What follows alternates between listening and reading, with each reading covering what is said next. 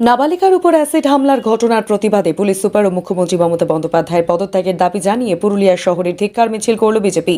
এদিন পুরুলিয়া শহরের দুলমি নডিহা এলাকা থেকে পুলিশ সুপার কার্যালয় ঘেরাও করার উদ্দেশ্যে রওনা দেয় ওই মিছিল। এরপরই পুরুলিয়ার পুলিশ সুপার অফিসে আসার আগেই বাসস্ট্যান্ডের কাছে পুলিশ তাদের আটকে দেয়।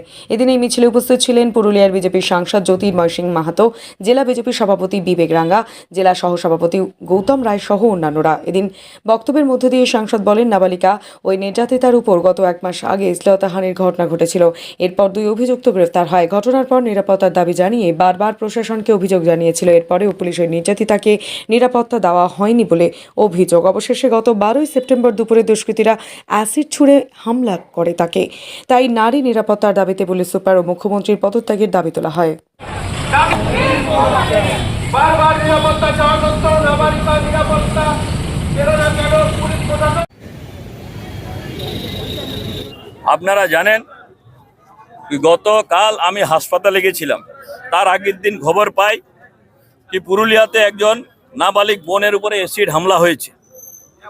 আমি খবর লাগাতে গেলাম, 2 দিন আগে তারা পুলিশের কাছে কমপ্লেন করেছিল কি তাদের উপরে প্রেসার দেওয়া হচ্ছে পুরনো কেস তুলে নেওয়ার জন্যে।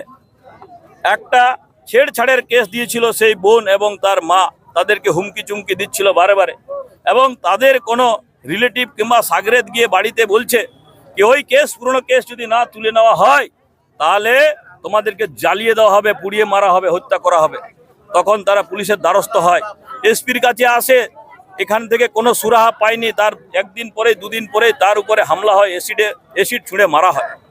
আমি বলতে চাইছি পুলিশ প্রশাসন এবং মুখ্যমন্ত্রীকে আমি জানতে চাই কি এই অ্যাসিড খোলা বাজারে পাওয়া গেল কি করে, এবং আগাম আপনাকে জানানো সত্ত্বেও আপনি কেন স্টেপ নেননি, তাদেরকে অ্যারেস্ট করেননি। আরজি করে এত বড় ঘটনার পরেও দেখা গেছে কি পশ্চিমবাংলার পুরুলিয়ার কোনো মা বোন সুরক্ষিত নয়।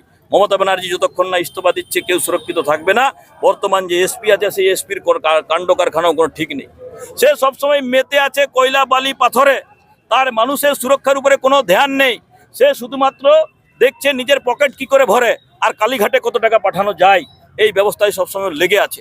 আমি সেই জন্য জানতে চাই কি যে আপনার 12 বছরের যে বোন, তার মা বলেছে কি বলছে 1 বছর থেকে আমি থানাতে যাচ্ছি, 3 বার গেছি, আমাকে ওখানে দূর দূর করে কুকুরের মতো তাড়িয়ে দেওয়া হয়েছে, আমার কমপ্লেন শুনেনি, আমার মেয়েকে বারবার করে রেপ করা হয়েছে, ধর্ষণ করেছে।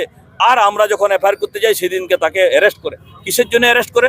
আমার মনে হয় তাদেরকে সুরক্ষা দেওয়ার জন্য করেছে, পাবলিক না খেপে যায়, পাবলিক না একদম পুরোপুরি হামলা করে দেয়। সেই জন্য ইউসুফ খান না ইউনুস খান কি নাম ছিল, তাকে ভোট ব্যাংকের স্বার্থের জন্য তাকে অ্যারেস্ট করেনি তার আগে। সেই জন্য আমি চাই ইমিডিয়েট এসপির পদত্যাগ এবং মুখ্যমন্ত্রীর পদত্যাগ চাই। আজকে আমি খোলা চিঠি একটা দিয়েছি, সোশ্যাল মিডিয়ায় পোস্ট হয়েছে, টুইটারে আপনারা দেখুন, তাতে আমি আরজি করের বিষয় নিয়ে উল্লেখ করেছি। যে ডাক্তাররা বারবার তাদের সুরক্ষা চেয়েছে, সেই ডাক্তারদের উপরে কিভাবে হুমকি দিচ্ছে, তারা নিজের সুরক্ষা চাইছে, তাদের সঙ্গে কথা বলতে চাই না। সব সময় দিদিমণি অনলাইনে ছাড়া প্রশাসনিক বৈঠক করেন না, আর যখন ডাক্তাররা যাচ্ছে বলছে না ক্যামেরাটা বন্ধ থাকবে। আপনারা ভাবতে পারছেন তার মোটিভটা কি আছে? এই জন্য আমি চাই ইমিডিয়েট মুখ্যমন্ত্রীও পদত্যাগ হোক এবং এখানের এসপিও পদত্যাগ করুক।